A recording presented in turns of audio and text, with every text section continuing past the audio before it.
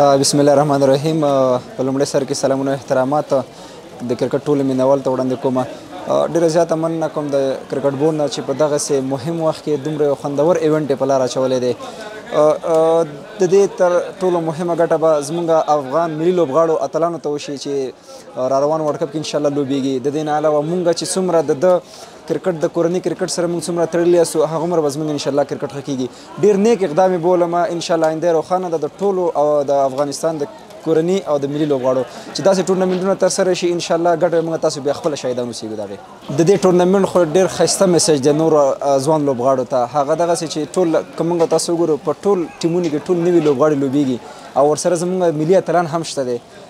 که موږ وګورو چې هر لوبغاړی ځان سره دغسې یو فکر ولري چې موږ کولی شو چې د ملي لوبغاړو په شانتې لوبې ترسره کړو نو چې هغوی کولی شي. زموږ ټول افغانستان کې تاسو ته معلومه ده چې وړتیا ډېره زیاته ده.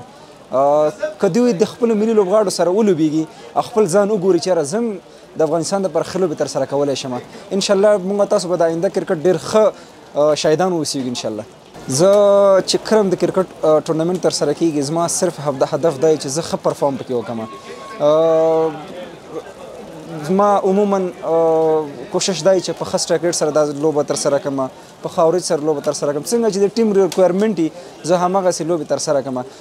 اوس د بارانونو د وجې نه لږ ټورنمنټ کې هغسې خوند نشته دی خو انشاءالله امید شته چې په را روانو ورځو کې موږ تاسو د ډېرې ښه لوبې ننداره اوسېږو چې بیټسمنان ښه بیټینګ وکړي، بالران به ښه بالینګ انشاءالله وکړي، د ښه لوبې شاهدان انشاءالله موږ تاسو ټول اوسېږو. زما شخصي هدف پکې دا چې هر ځله ماته کوم ټورنمنټ مخې ته راځي د همغې مطابق پریکټس کوو او همغه ځان ورته تیاروم.